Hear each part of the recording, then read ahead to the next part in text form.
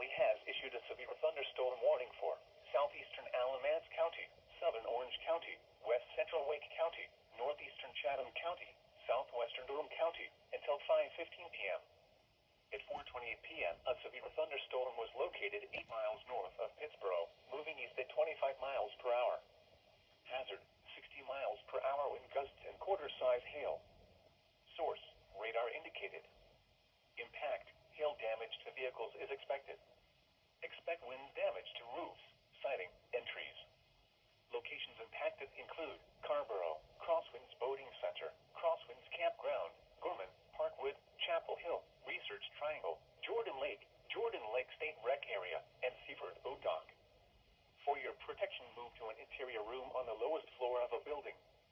Repeating, a severe thunderstorm warning has been issued until 5:15 p.m. for the following counties in North Carolina: Alamance, Chatham, Durham, Orange, and